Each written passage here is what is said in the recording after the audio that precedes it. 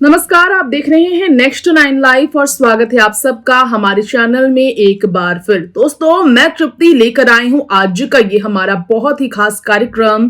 किसी और नहीं बल्कि बिहार में सियासत को लेकर सबसे ज्यादा इस वक्त सुर्खियों में रहने वाले, बिहार की सियासत में सबसे ज्यादा चर्चा बटोरने वाले सम्राट चौधरी को लेकर। सम्राट चौधरी एक ऐसा नाम जो अब किसी के बीच कोई अनजान नाम नहीं रहा। जी हाँ, सम्राट चौधरी जो कभी राजनीति में काफी पीछे थे, राजनीति में जरूर थे वो, लेकिन इतना बड़ा नाम नहीं था, इतनी चर्चा नहीं होती थी। लेकिन भाजपा में जब से उन्होंने सबसे ज्यादा अध्यक्ष पद पर कार्यभार संभाला है, प्रदेश अध्यक्ष पद पर, बिहार बीजेपी को किस तरह वो आगे लेकर आए अब सबके सामने है।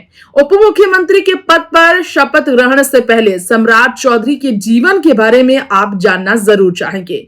सम्राट चौधरी की राजनीतिक पारी किस तरह शुरू हुई? सम्राट चौधरी आखिर कौन है जिन्होंने बिहार में बड़ा खेला कर दिया है? भाजपा को एक बार फिर से सत्ता लाने में सबसे बड़ा योगदान सम्राट चौधरी का बताया जा रहा है। तो चलिए जानते हैं, एक नजर डालते हैं सम्राट चौधरी के राजनीतिक जीवन की तरफ और परिवार और उनकी निजी जीवन की तरफ। देखिए रिपोर्ट। बिहार में भारतीय जनता पार्टी का मानो रीढ़ की हड्डी बन चुके हैं सम्राट चौधरी। जिस तरह से उन्होंने बिहार में भारतीय जनता पार्टी की जड़ को और मजबूत किया है, जिस तरह बिहार की सियासत में उभरता हुआ नया चेहरा बनकर राजनीति में सम्राट चौधरी अब और भी ज्यादा बढ़ चढ़ कर सबके बीच सबसे शानदार नेता के तौर पर उभर रहे हैं। आपको हम बताना चाहेंगे वही सम्राट चौधरी के बारे में इस खास रिपोर्ट में। जी हाँ, बिहार में सीएम पद को लेकर बीजेपी के सहयोग से मुख्यमंत्री नीतीश कुमार नई सरकार बनाने जा रही है, गठबंधन पार्टी को बदलकर। जी हाँ, आपको बता दें, राजद और कांग्रेस से अलायंस तोड़कर भाजपा के साथ फिर अलायंस कर नीतीश पलटूबाज फिर साबित हुए हैं, ऐसा लगातार एंटी पार्टी कह रही है। लेकिन बता दें आप सबको कि भाजपा और नीतीश की जो सरकार बनेगी, इसमें कहा जा रहा है सम्राट चौधरी को सबसे बड़े स्तर की जिम्मेदारी दी जाएगी नीतीश के बाद। जी हाँ, डिप्टी सीएम के पद की ही हम बात कर रहे हैं। बीजेपी की ओर से सम्राट चौधरी को डिप्टी सीएम बनाने की जो मांग थी, उस पर अमल करेंगे नीतीश कुमार। सियासत में 3 दशक पार कर सम्राट चौधरी बीजेपी में संगठन और सरकार दोनों में अपनी भूमिका तो निभा ही चुके हैं, लेकिन उन्होंने विधायक और मंत्री के साथ पार्टी के प्रदेश अध्यक्ष के रूप में जब पार्टी की सेवा की, तो उनकी ये सेवा वाकई में भाजपा को सत्ता की ओर आने में सबसे बड़ी सहायता दे गई। आज इसलिए सम्राट चौधरी की चर्चा हर जगह हो रही है।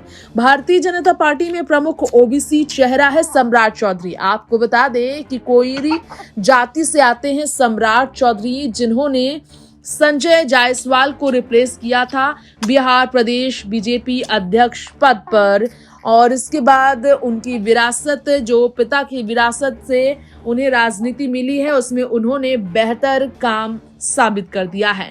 सियासी पारी अगर बात करें तो सम्राट चौधरी की 1990 में लालू प्रसाद यादव के नेतृत्व वाली राष्ट्रीय जनता पार्टी दल से शुरू हुई। जी हाँ, राजनीति में सामान्य कार्यकर्ता से विभिन्न पदों पर रहते हुए सम्राट चौधरी ने 19 मई 1999 को बिहार में राबड़ी देवी की सत्ता में कृषि मंत्री के पद पर अपनी भूमिका बेहतरीन निभाई। और इसके बाद सन 2000 से लेकर 2010 में परबत्ता विधानसभा क्षेत्र की बात करें तो इस क्षेत्र से मैदान में उतरकर विधायकी निभाने के लिए उन्होंने खुद को अमल साबित किया। विधायक निर्वाचित वो हुए तब, और उसके बाद साल 2010 में उन्हें विधानसभा में विपक्षी दल के मुख्य सचेतक की जिम्मेदारी दी गई।